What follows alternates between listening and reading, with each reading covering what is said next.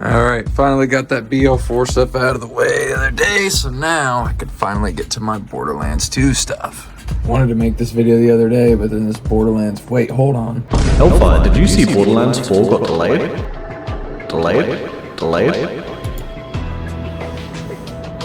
Bro.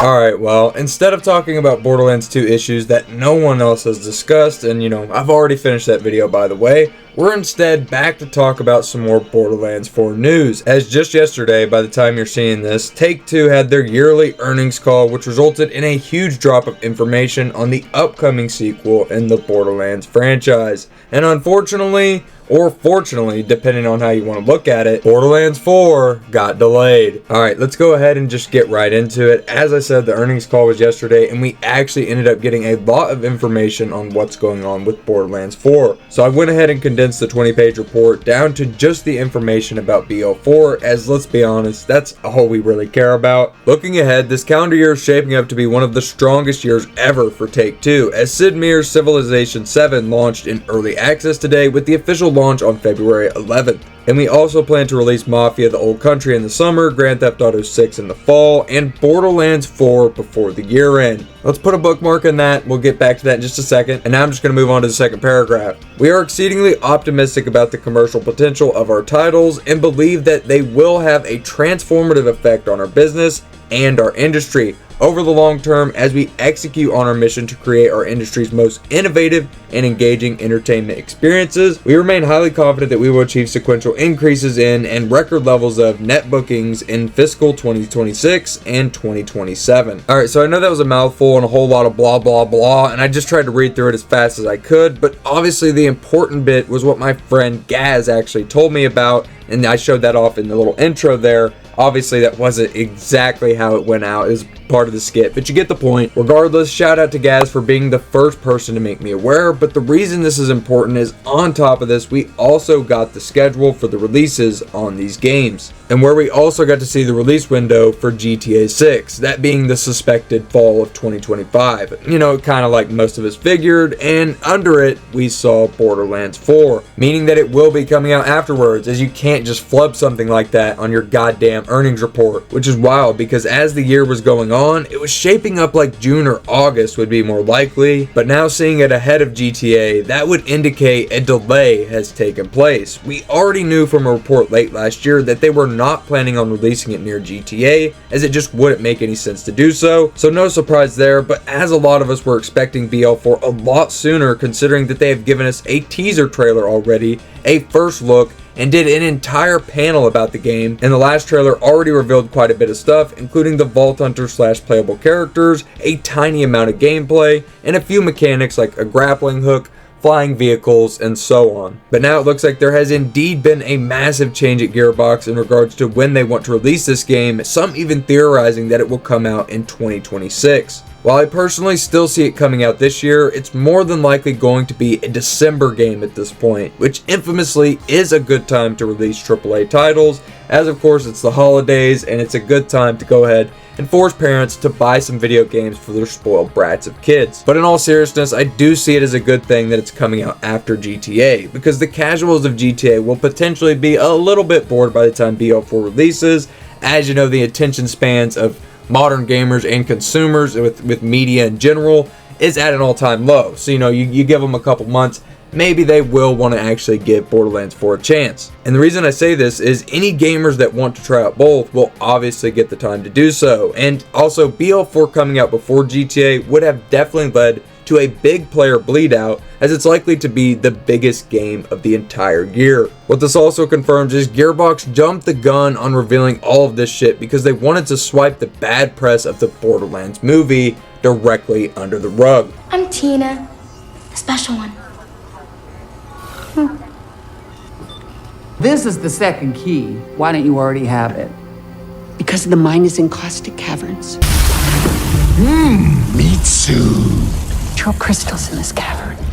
How are we gonna get through this? And yeah, to be honest, I kind of want to try and forget about the movie myself. The point is, they've never done reveals this early into the release schedule for any of their past video games, but do I blame them? To be honest, no. That movie was a disgrace to cinema and Borderlands fans alike, but getting our anticipation up and to quietly let us know in some interview that it's also going to be in the fiscal year of 2026, which gives them a cushion to release the game from March of 2025 all the way up to February of 2026. Look out for that pine truck!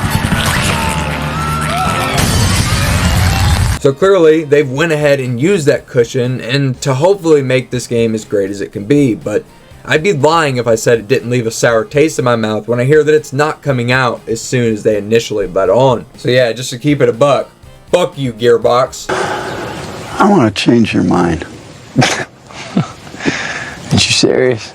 I know you and I'll never see eye to eye on much. I say that's an understatement of the year, huh? Now I want to read this next small paragraph about Borderlands 4. Even though it's not as interesting as the first reveals, it at least does give us some information and insight on what 2K expects out of Borderlands 4. 2K and Gearbox Software are creating something truly special with Borderlands 4, which promises to take the series' signature gameplay and storytelling to an all-new level. At the Game Awards, 2K and Gearbox revealed a new trailer, which introduced the exciting new world of Karios and a brand new villain, the Timekeeper. Borderlands 4 has quickly become one of the year's most anticipated games, and the players can expect an incredible, action-packed experience from Gearbox, the studio that created the looter shooter genre. That's also bullshit. It was not the first looter shooter if you didn't know, but it was like the first one to become like super mainstream and popular, so I get what they mean, but no. And clearly this is just a bunch of industry talk for, yeah, we think it'll do well, go ahead and buy it. With all the details mentioned in that paragraph being the villain and the planet already being things that were confirmed months ago. But you know what? It does at least sound like they have some confidence in it. But should we believe them?